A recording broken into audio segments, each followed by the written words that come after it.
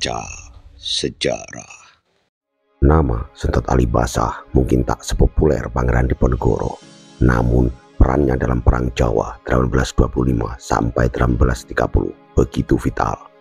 Ia adalah komandan muda yang dijuluki Kilat dari medan perang. Sosok yang kepemimpinannya disegani baik oleh kawan maupun lawan. Namun, kisah hidupnya bukanlah epos kemenangan semata, melainkan juga catatan pahit dari pengkhianatan sejarah, dilema moral, hingga sunyinya pengasingan. Berikut 5 fakta menarik yang mengungkap sisi lain dari sang panglima. Fakta 1. Dari calon ulama menjadi jenderal lapangan.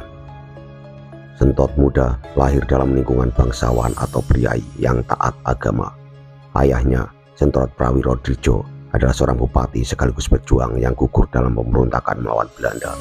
Sejak kecil, Sentot diarahkan untuk menjadi seorang ulama, belajar agama dan ilmu hikmah. Bahkan ketika remaja, ia pernah berguru langsung kepada Pangeran Diponegoro, yang selain tokoh politik juga dikenal sebagai pemuka spiritual. Namun, sejarah berkata lain. Saat Perang Jawa meletus tahun 1825, Sentot yang masih belia terpanggil untuk mengangkat senjata. Ia meninggalkan kehidupan pesantren dan memilih bergabung dalam barisan suci perlawanan. Transformasi ini tidak hanya menandai perubahan peran, tetapi juga pencarian jati diri. Ia menemukan panggilannya bukan di dalam kitab, melainkan di medan laga. Dalam waktu singkat, keberaniannya melesat ke garis depan. Ia tak hanya lihai menunggang kuda, tapi juga memiliki naluri taktis yang luar biasa. Kemampuannya dalam mengorganisir serangan, menguasai medan, serta membakar semangat pasukan membuatnya dipercaya memimpin satuan elit berkuda. Sentot menjadi simbol anak muda yang tidak menunggu panggilan takdir, tapi menciptakan takdirnya sendiri dari mimbar ke medan tempur. Fakta 2. Panglima pasukan petir yang merepotkan Belanda. Saat para bangsawan Jawa masih ragu-ragu memihak dalam konflik, Sentot telah menciptakan gebrakan. Di usia 20-an, ia memimpin ribuan pasukan berkuda. Barisannya dikenal sangat mobile dan sulit dilacak. Mereka muncul secara tiba-tiba, menyerbu pos Belanda, membakar gudang senjata, lalu lenyap ke hutan dan perbukitan sebelum bala bantuan tiba. Taktik gerilya ini menjadi mimpi buruk bagi Belanda. Mereka menyebut pasukan Sentot sebagai pasukan petir karena kecepatannya dalam bergerak dan menghilang. Salah satu kelebihannya adalah kemampuannya menyatukan prajurit dari berbagai latar belakang, santri, petani, hingga bekas prajurit kerajaan dalam satu barisan yang solid. Loyalitas terhadap Sentot tidak dibangun oleh pangkat atau jabatan, tetapi oleh keberanian dan solidaritas di medan pertempuran. Dalam beberapa pertempuran, pasukannya bahkan berhasil merebut senjata dan logistik dari Belanda, memperpanjang napas perlawanan yang sebenarnya jauh kalah dalam perlengkapan. Ia menjadi salah satu tokoh yang memaksa Belanda mengubah strategi, termasuk membangun benteng-benteng permanen di seluruh Jawa Tengah, sebuah bukti betapa besar ancaman yang diwakili Sentot dan pasukannya. Fakta 3. Kekuasaan yang mengusik kepercayaan. Semakin besar kekuatan, semakin besar pula ujiannya. Dalam Perang Jawa, logistik adalah elemen penting yang menentukan keberlangsungan perjuangan. Untuk menjaga stabilitas finansial, Pangeran Diponegoro memberi kepercayaan kepada Sentot untuk memungut pajak di wilayah yang dikuasai pasukannya. Namun, kekuasaan yang besar ini menjadi bumerang. Isu mulai berhembus bahwa Sentot terlalu sibuk mengelola urusan pajak dan keuangan, sementara semangat perjuangan mulai memudar. Pangeran Diponegoro yang sangat menjunjung nilai spiritual dan kesucian jihad mulai meragukan loyalitasnya. Ketegangan pun timbul meski tidak pernah meledak dalam konfrontasi terbuka.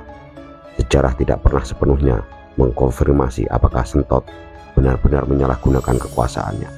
Namun, keretakan kepercayaan ini mencerminkan betapa perjuangan panjang kerap tergelincir oleh godaan kekuasaan dan urusan duniawi.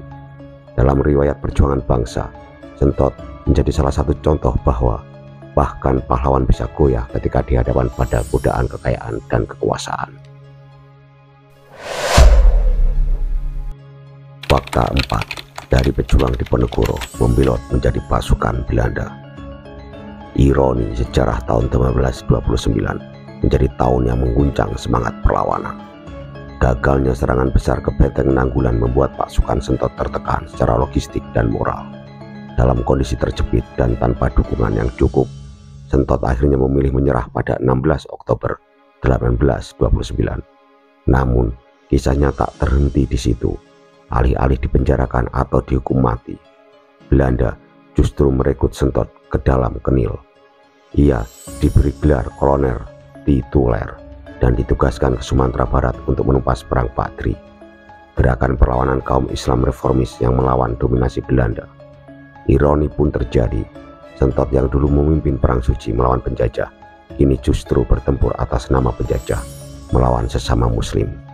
Di Sumatera, ia tetap memimpin pasukan pribumi dan menunjukkan profesionalisme militer yang luar biasa. Namun keputusannya ini terus menjadi noda sejarah. Apakah ia pragmatis, oportunis, atau sekedar korban realitas kolonial? Di mata Belanda, Sentot tetaplah sosok berbahaya. Mereka curiga ia diam-diam menanamkan semangat pemberontakan pada pasukannya. Tak lama setelah sukses membantu menaklukkan Bonjol, ia justru diasingkan ke Bengkulu, jauh dari pusat kekuasaan dan medan pertempuran. Fakta 5. Guru di tanah pengasingan. Di pengasingan tidak memadamkan semangat Sentot. Setelah menyelesaikan ibadah haji, ia tiba di Bengkulu sebagai seorang yang pernah menggetarkan tanah Jawa. Namun, kini tanpa senjata dan pasukan. Namun, di tempat terpencil ini, ia justru kembali pada jalan awal kehidupan, jalan ilmu dan dakwah. Di Bengkulu, Sentot mengajar agama, membangun komunitas dan menjadi pembimbing spiritual. Banyak yang menghormatinya bukan karena masa lalunya sebagai panglima, tetapi karena kesederhanaan dan ketulusan ilmunya. Ia tidak kembali ke Jawa. Belanda memastikan pengaruhnya tetap dibatasi. Sentot wafat pada 17 April 1855. Ia dimakamkan di Bengkulu, dan kini makamnya menjadi situs bersejarah yang mengingatkan kita pada jejak langkah seorang pejuang yang pernah mencintai bangsanya, meski tak selalu dipahami oleh zamannya. Sentot Alibasa adalah representasi kompleks dari sejarah. Pahlawan sekaligus manusia biasa, pemimpin sekaligus pengikut zaman. Dari pesantren ke medan perang, dari panggung revolusi ke tanah pengasingan.